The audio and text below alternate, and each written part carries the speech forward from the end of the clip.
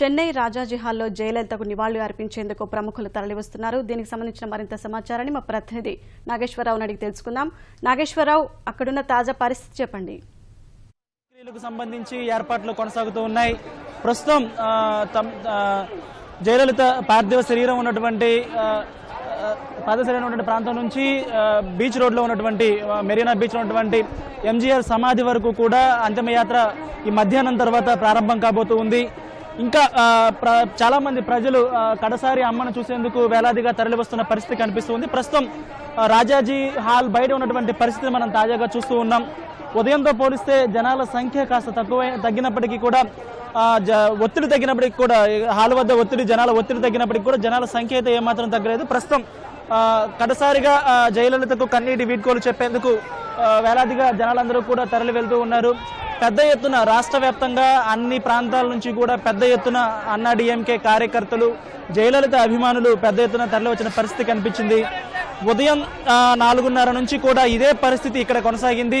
ఉదయం 4:30 ప్రాంతంలో జయలలిత పార్థివ శరీరాన్ని ఇక్కడ మౌంట్ రోడ్ లో ఉన్నటువంటి రాజాజీ హాల్కు తీసుకొచ్చారు. ప్రజల సందర్శనార్థం తీసుకొచ్చారు. ఇప్పటి వరకు లక్షలాది మందిగా తరలి వచ్చి ఉదయం నుంచి కూడా పార్థివ శరీరాన్ని దర్శించి నివాళులర్పిస్తూ ఉన్నారు. పెద్ద ఎత్తున మహిళలందరూ కూడా తరలి వచ్చారు. ప్రస్తుతానికి రాజాజీ హాల్ వద్ద జనాల ఒత్తిడి కాస్త సద్దుమణిగింది. ప్రస్తుతం ప్రశాంతంగా అందరూ లోపలికి వెళ్లి నివాళులర్పించే కార్యక్రమం కొనసాగుతుంది. ఉదయం అయితే చాలాసేపు తోపులాట్లు జరిగి తొక్కిసలాట్లు కొనసాగాయి. చాలా మంది ఆసుపత్రికి కూడా తీసుకెళ్లాల్సిన పరిస్థితి తలెత్తింది. మహిళలు చాలా మంది సమస్యలు పడిపోయారు. విధుల్లో ఉన్నటువంటి పోలీసు సిబ్బంది కూడా సమస్యలు పడిపోయినట్టు పరిస్థితి కనిపించింది. ప్రస్తుతానికైతే ఇంకా మిగతా ప్రాంతాల నుంచి దూర ప్రాంతాల నుంచి వచ్చిన వారందరూ కూడా కడసారి జయలలితకు కన్నీటి నివాళులు అర్పించేందుకు అందరూ కూడా తరలి వెళ్తున్న పరిస్థితి కనిపిస్తోంది. సాయంత్రం 4:30 గంటలకు ఇక్కడ అంతిమయాత్రకు ఏర్పాట్లు చేశారు. దేశంలో ఉన్నటువంటి ప్రధానమైనటువంటి వివిఐపీలు అందరూ కూడా అంతిమయాత్రలో పాల్గొనేందుకు వస్తూ ఉన్నారు. ఇప్పటికే ప్రధాని నరేంద్ర మోదీ చెన్నైకి చేరుకున్నారు. మరికొద్ది సేపట్లో ఆయన ఇక్కడ రాజాజీ హాల్ వద్దకు వచ్చి జయలలితకు నివాళులు అర్పించే అవకాశం ఉంది. ఇక వివిఐపీలు చాలా మంది కేంద్రం నుంచి పలువురు కేంద్ర మంత్రులు కూడా తరలి వస్తూ ఉన్నారు. ఆంధ్రప్రదేశ్ నుంచి ముఖ్యమంత్రి చంద్రబాబు నాయుడు కూడా కొద్దిసేపటి క్రితం బయలుదేరారు. ఆయన కూడా చెన్నై చేరుకునే అవకాశం ఉంది. అంతిమయాత్రలో బీచ్ రోడ్ లో మెరీనా బీచ్ లో ఉన్నటువంటి అంతిమయాత్రలో ఆయన కూడా పాలు పంచుకుంటారు. అన్నాడీఎంకే వ్యవస్థాపక అధ్యక్షుడు ఎంజీఆర్ సమాధి చెంతనే జయలలిత కూడా అంత్యక్రియలు జరిపేందుకు ఏర్పాట్లు జరుగుతూ ఉన్నాయి. అందుకు సంబంధించిన ఏర్పాట్లన్నీ అక్కడ ఉదయం నుండి కూడా కొనసాగుతున్నాయి. 3:30 వరకు ఇక్కడే రాజాజీ హాల్ వద్దే జయలలితను ఉంచే అవకాశం ఉంది. ఆ తర్వాత రాజాజీ హాల్ వద్ద నుంచి యాత్ర కొనసాగుతుంది. అంతిమ యాత్ర కొనసాగుతుంది. దగ్గరలో సుమారు 2 కిలోమీటర్ల దూరంలో ఉన్నటువంటి మెరీనా బీచ్ వరకు కూడా ఈ యాత్ర కొనసాగుతుంది. ఉదయం నుంచి కూడా పెద్ద ఎత్తున అభిమానులందరూ కూడా తరలి వచ్చిన పరిస్థితి కనిపిస్తుంది. దాదాపుగా 74 రోజుల పాటు జయలలిత మృత్యువుతో ఆసుపత్రిలో ఉండి మృత్యువుతో పోరాడిన పరిస్థితి ఉంది.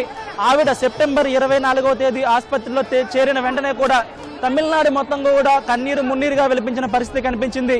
ఎందుకంటే తమిళనాడు రాజకీయాల్లో ఇంత శక్తివంతమైన పాత్ర పోషించినటువంటి నాయకులు మరెవరూ లేరు. ప్రజాకర్షక పథకాల ద్వారా కానీ లేకపోతే పేదలకు సంబంధించినటువంటి పథకాలను అత్యధికంగా ప్రవేశపెట్టడం ద్వారా జయలలిత ప్రజల మనసుల్లో నిలిచిపోయారు. ఎన్నో ప్రజాకర్షక పథకాల ద్వారా ప్రజల ఆదరణను చూరుకున్నారు. దాంతో ఎక్కువ మంది ప్రజలు కన్నీరు మున్నీరుగా విలపించే పరిస్థితి కనిపించింది. ముఖ్యంగా మహిళలందరూ కూడా ఉదయం అయితే చాలా ఎక్కువ మంది జయలలిత చిత్రపటాలను చేతిలో పట్టుకొని పెద్ద ఎత్తున ఇక్కడ స్క్రీన్ లో కనిపిస్తున్నటువంటి పార్థివ శరీరాన్ని చూసి పెద్ద ఎత్తున విలపించినటువంటి పరిస్థితి కనిపించింది. ఇక కేవలం తమిళనాడులోనే కాదు, చుట్టుపక్కల ఉన్నటువంటి రాష్ట్రాల్లో కూడా జయలలితకు సంబంధించి ఎక్కువ మంది అభిమానులు ఉన్నారు. ఎందుకంటే ప్రధానంగా కర్ణాటకలో కానివ్వండి, ఆవిడ స్వస్థలం కర్ణాటక రాష్ట్రం కావడంతో అక్కడ కానివ్వండి, అలాగే కథానాయికగా 3 రాష్ట్రాలకు సుపరిచితురాలు జయలలిత. కన్నడ అలాగే తమిళ్, తెలుగు రాష్ట్రాల్లో తెలుగు సినిమాల్లో దాదాపు 140 చలనచిత్రాల్లో నటించారు. దీంతో 3 రాష్ట్రాల్లో కూడా జయలలితకు అభిమానులు ఉన్నారు. ఇవాళ జయలలిత పార్థివ శరీరాన్ని దర్శించుకునేందుకు ఆంధ్రప్రదేశ్లో ఉన్నటువంటి సరిహద్దు జిల్లాలు నెల్లూరు, చిత్తూరు జిల్లాల నుంచి కూడా పెద్ద సంఖ్యలో అభిమానులు తరలిరావడం కనిపించింది. అలాగే సొంత రాష్ట్రమైనటువంటి కర్ణాటక నుంచి కూడా ఎక్కువ మంది అభిమానులు వచ్చారు.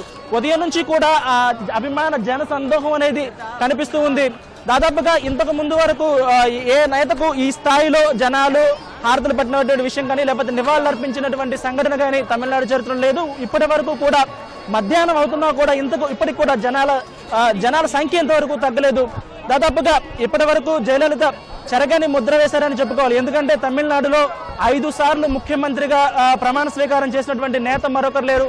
అలాగే తొలి మహిళా ప్రతిపక్ష నాయకురాలుగాను అలాగే ముఖ్యమంత్రిగాను అనేక కార్యక్రమాల ద్వారా ఆవిడ తమిళనాడు రాజకీయాల్లో ఒక శక్తివంతమైన పాత్ర పోషించారు. కేవలం తమిళనాడు మాత్రమే కాదు, మొత్తం దేశవ్యాప్తంగా కూడా రాజకీయాల్లో జయలలిత ఎదుర్కొన్నటువంటి సంక్షోభాలు కానివ్వండి, లేకపోతే వ్యక్తిగత జీవితంలో ఎదుర్కొన్నటువంటి సంక్షోభాలు కానీ ఒక జాతీయ స్థాయిలో కీలక పాత్ర పోషించారు. సంకీర్ణ ప్రభుత్వాల్లో కీలక పాత్ర పోషించారు. వాజ్పేయి ప్రభుత్వాన్ని కోల్చడంలో ప్రముఖ పాత్ర పోషించారు. ఈ సందర్భంగా జయలలిత వ్యవహార శైలి కానీ లేకపోతే జయలలిత యొక్క శక్తి కానీ జాతీయ స్థాయిలో అందరికీ సుపరిచితమే. ఆవిడ నిన్న మృతి చెందారన్న వార్త విన్న తర్వాత దేశవ్యాప్తంగా కూడా అందరూ కూడా దిగ్భ్రాంతి చెందారు. ఎందుకంటే ఆన్లైన్ వేదికల్లో అలాగే ఫేస్బుక్, ట్విట్టర్ లాంటి వేదికల్లో పెద్ద ఎత్తున జయలలితకు నివాళులర్పించడం కనిపించింది. ఒక జాతీయ స్థాయి నేతకు ఏ స్థాయిలో అయితే నివాళులర్పిస్తారో ఆ స్థాయిలో నివాళులర్పించిన పరిస్థితి కనిపించింది. ఇక జాతీయ స్థాయి నేతలందరూ కూడా ఇక్కడికి హాజరయ్యి ఆవిడ అంత్యక్రియలకు హాజరవుతున్న పరిస్థితి కనిపిస్తుంది. కేంద్ర ప్రభుత్వం తరపున కేంద్ర మంత్రి వెంకయ్యనాయుడు నిన్నే ఇక్కడికి చేరుకొని ఆసుపత్రికి చేరుకొని జయలలిత మృతి చెందడానికి ముందే ఆసుపత్రికి చేరుకొని దగ్గరుండి అన్ని ఏర్పాట్లు చూశారు. ఇప్పుడు అంత్యక్రియలు కూడా కేంద్ర ప్రభుత్వం తరపున కేంద్ర ప్రభుత్వ అధికారిక లాంఛనాలతో జరిపించనున్నారు. ఉదయం నుంచి కూడా వెంకయ్యనాయుడు ఆ ఏర్పాట్లు చూస్తూ ఉన్నారు. ఇక పెద్ద సంఖ్యలో కేంద్ర మంత్రులందరూ కూడా హాజరవుతూ ఉన్నారు. ప్రస్తుతానికైతే ప్రజల తాకిడి ఇంకా కొనసాగుతూనే ఉంది. మధ్యాహ్నం 3-3:30 గంటల వరకు పార్థివ శరీరాన్ని ఇక్కడే ప్రజల సందర్శనార్థం ఉంచుతారు. ఆ తర్వాత భారీ ఊరేగింపుగా మెరీనా బీచ్ లో అంత్యక్రియలు చివరి క్రియలు నిర్వహించే అవకాశం ఉంది. ప్రస్తుతం ఉన్నటువంటి తాజా పరిస్థితి ఇది. కెమెరామెన్ అలీతో Nageswara Rao, ETV news.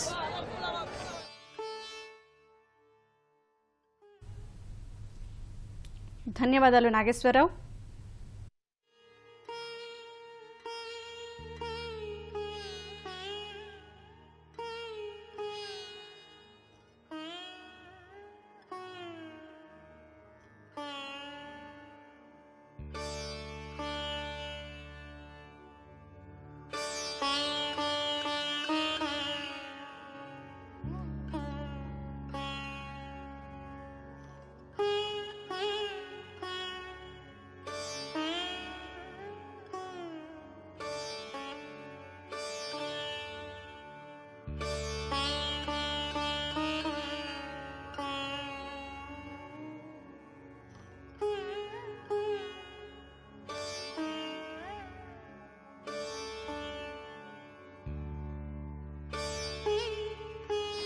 In this hour of grief and bereavement, I pray that her soul may rest in peace.